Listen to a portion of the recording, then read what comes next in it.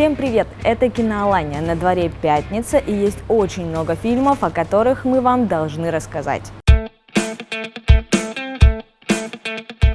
Премьер на этой неделе очень много, и выбрать одну из них мы так и не смогли. Решили остановиться на двух максимально разных фильмах. Итак, сегодня подробно будем говорить о комедии «Та еще парочка» и ужастике «Проклятие Аннабель 3». И начнем мы, пожалуй, с позитивного. «Та еще парочка» – отвязная комедия, не претендующая на миллионы наград, а призванная просто нас развеселить. Главные герои фильма максимально не похожие друг на друга люди. Она – госсекретарь Шарлотта Филд, женщина, в руках которой практически бесконечная власть. Она умна, красива и амбициозна. Он же журналист Фред Фларский, полная противоположность Шарлотты. Он немного безумный, эксцентричный и склонный к саморазрушению. Что вообще может связывать этих двоих? А ничего особенного, просто она когда-то была его первой детской любовью. И вот теперь они случайно встречаются вновь. Их встреча даст толчок десяткам разных совершенно безумных событий. Сначала Шарлотта возьмет его к себе на работу спичрайтером. Его задача – внести остроту в ее речи.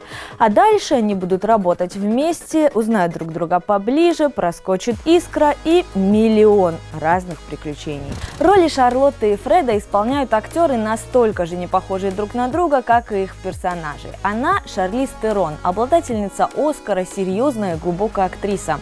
Он Сет Роген, известный безумными комедиями. Абсолютно дикие ситуации и шуточки 18+. Чего еще ждать от фильма, где есть Сет?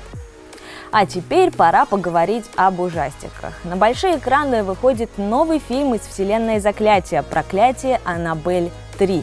Спустя неделю после возвращения Чаки в кинотеатрах появляется еще одна дьявольская кукла – Аннабель. Мы вновь возвращаемся в жуткий мир, полный чудовищных демонов, готовых убивать всех и вся. Встречаем старых знакомых, супругов-демонологов Уорренов из «Заклятия». В их доме хранятся жуткие артефакты, среди них кукла-убийца Аннабель. И, казалось бы, все они надежно заперты, но, конечно, найдется человек, который выпустит злых духов на волю. А дальше страх, смерть и ужас.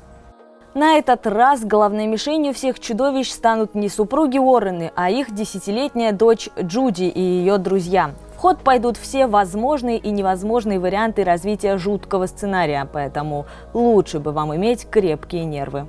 А живут все злые духи, некоторые из которых будут нам знакомы по предыдущим фильмам вселенной «Заклятия». Точно будет «Черная невеста», дух японского самурая, шкатулка, где заперт дух убитого мальчика Рори, а также жуткая обезьяна с тарелками. В общем, если вы любите бояться, вам точно стоит идти на этот фильм. Премьер на этой неделе очень много, вот что еще вы можете посмотреть на больших экранах прямо сейчас. В прокате стартует лента «Курск». Фильм расскажет историю печально известной подлодки, затонувшей в 2000 году в Баренцевом море. В фильме покажут официальную версию событий, расскажут о мужестве и стойкости российских подводников, о разногласиях и взаимопомощи, конфликтах и единении, о преданности и любви. На больших экранах стартует и добрый фильм про животных «Собачья жизнь 2». Это продолжение картины 2017 года, которая рассказывала о стареньком псе Бейли. Он прожил несколько жизней, прежде чем воссоединиться со своим первым любимым хозяином. Но на этом цепь его перерождений не оборвалась, он возвращается в теле щенка, получает кличку Молли и выполняет новую миссию – принести счастье девочке-подростку Си-Джей. В кино покажут и очередную серию боевика «План побега». Шварценеггера в этой части уже нет, зато Сталлоне остался. Он вновь сыграет взломщика тюрем Рэя Бреслина. На этот раз он со своей командой берется разыскать похищенную дочь своего друга, бизнесмена из Гонконга. Расследование приводит к одной из самых секретных тюрем Америки, которая называется «Пункт дьявола». Помимо Сталлоне здесь появятся 50 Cent и Дэйв Батиста. В кино показывают и российскую драму «Выше неба». Главная героиня – молодая девушка, которая проводит лето на курорте под присмотром матери. Там она встречается с парнем, прошлое которого тайна. После этой встречи жизнь девушки изменится навсегда, а чувства взлетят выше неба. Детишки смогут посмотреть мультфильм «Кунг-фу воин». Анимашка расскажет об упитанном и очень добром парне, который мечтает изучить кунг-фу, чтобы доказать, что он настоящий воин.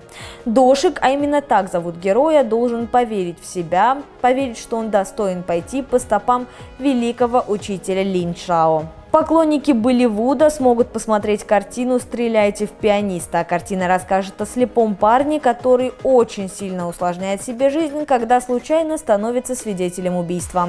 Это событие точно привнесет в его жизнь некоторое разнообразие. И это тоже еще не все. Кинотеатры показывают еще несколько фильмов, которые можно было бы посмотреть.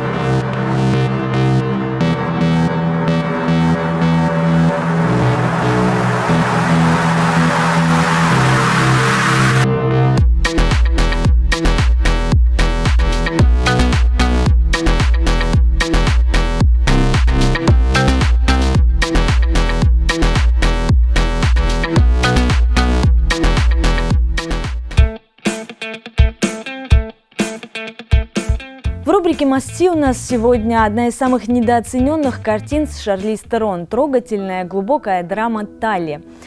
Она вышла на большие экраны 2 года назад, и то, что лента не собрала огромного количества наград, просто недоразумение. Главная героиня картины Марла только родила 3-го ребенка. Постоянные памперсы, плач и уход за малышами. Она измучена и катастрофически устала. И тогда ее состоятельный брат предлагает ей хотя бы временный выход – нанять ночную няньку, которая будет смотреть за малышом, пока Марла будет спать.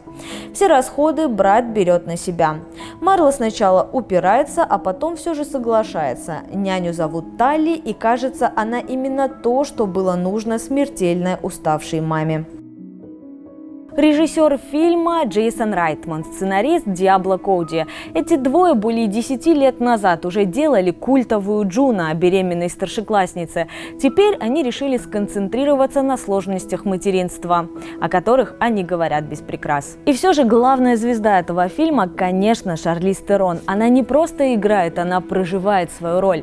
Актриса решила полностью отказаться от грима, поэтому для роли ей пришлось набрать больше 20 килограммов.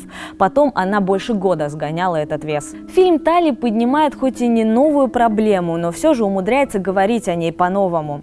Его абсолютно точно нужно посмотреть молодым семьям с детьми. Им будет о чем подумать, особенно отцам, которых фильм всерьез учит помогать своим вторым половинкам. Ну а у нас на этом все. Смотрите хорошие фильмы и увидимся в кино.